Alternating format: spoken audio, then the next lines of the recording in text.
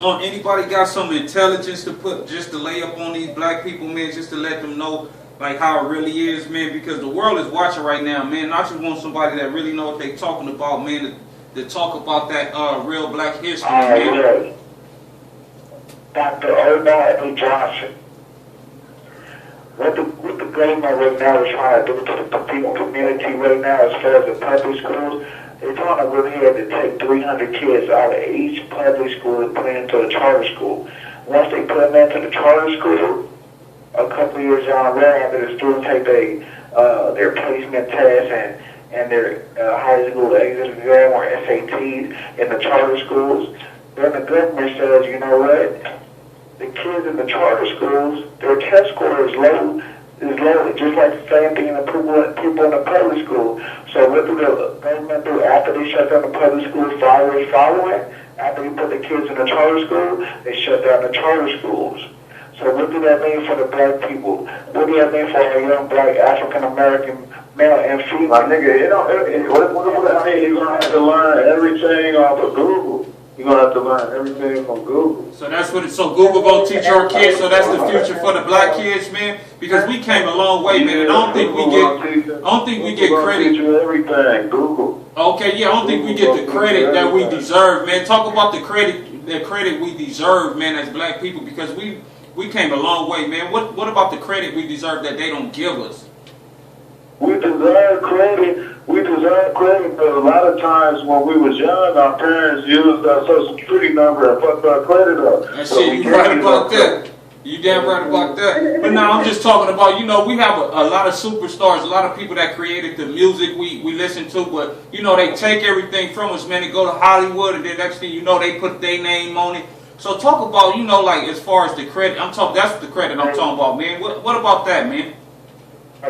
All right, look. Dr. Du Bois, the first black African-American man to ever receive a PhD from Harvard College. What was his name again? Can you say his name a little clearer? Dr. who? Dr. Du Bois. Okay. Dr. PhD Du Bois. Y'all hear that? Now, continue, brother. Come on, W.H. Du Bois. So what did he do? What about he was the first black man to graduate from college and what? No, he was the first black man to ever receive a PhD. Wow, he was the first black man to ever get a PhD, man. I got one too. It was this black dude back in Africa named Ubuntu. He was the first black man to do it with a white woman, like 7,000 years ago. Hey, what happened to him? I got one. What happened to Kunta Kinte. He was the first black man to ever get his foot chopped off in a movie. They chopped his foot off, okay, yeah. But yeah, man, in all seriousness, man. And Marion Barry was the first black mayor that got caught in a hotel room smoking crack.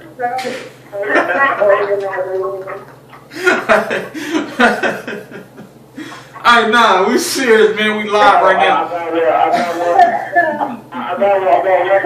Michael Jackson. He's the first person to ever bleach his skin. Yeah, you damn right. Hey, yeah. All right, let's get back on a serious note, though, man. And Bobby Brown was the first black person to perform on an award show with a crack mouth. Now let's get back to serious business, though, man. Just talking about the history of black people, man, and how they could dangle us out of all the credit that we deserve, man. And talk about how we deserve more credit than they give us, man. What about that, man? Okay, and then that was the first black man whose hairline receded like 4 inches in a year. Anybody got it? I give you some credit this year. I give the black people some credit. Black people, in 1981, it was actually a disease called, I can't remember, immune efficiency, what's this shit called? I don't know, 1981. Immune deficiency syndrome. Africa, AIDS came from Africa, so that's, you could thank the black people for that too, bringing that nasty ass shit over.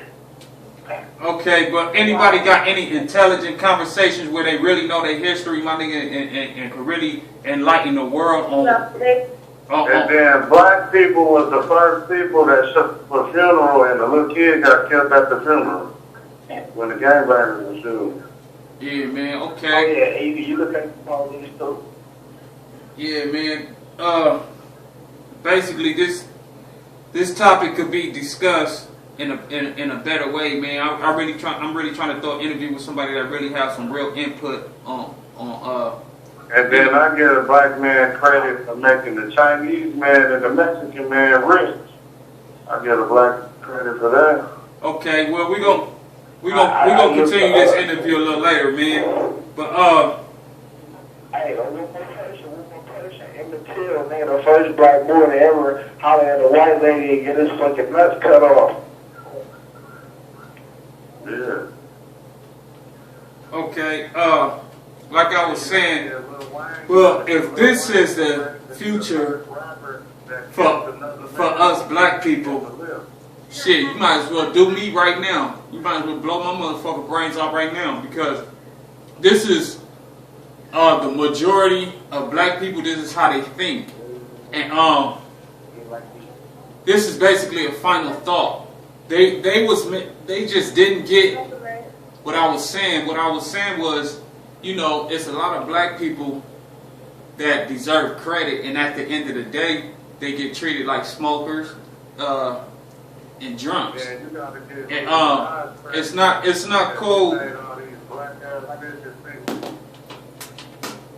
It's not cool that we have to sit back and watch a lot of our people, our mothers, our fathers, our brothers, and our sisters create something and it get snatched from beneath their feet.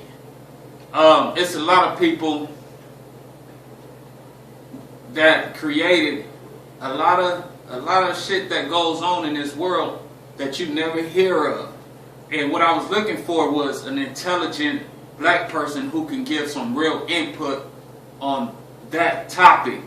But since we didn't find it, I gave y'all my final thought. I could get deeper into the conversation, but not on this interview. So what I'm going to do is, like I said, from now on, I'm gonna lead these interviews.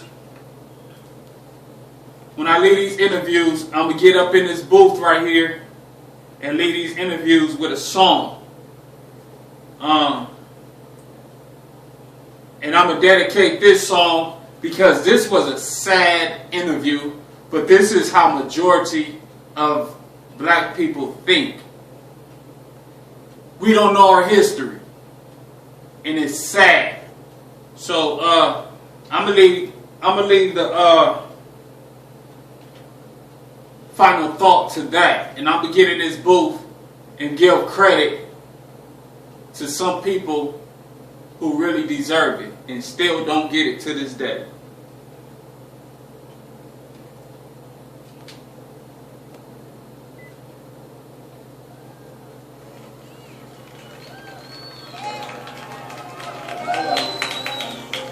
I'd like to do another song for you. Is that alright? Yes.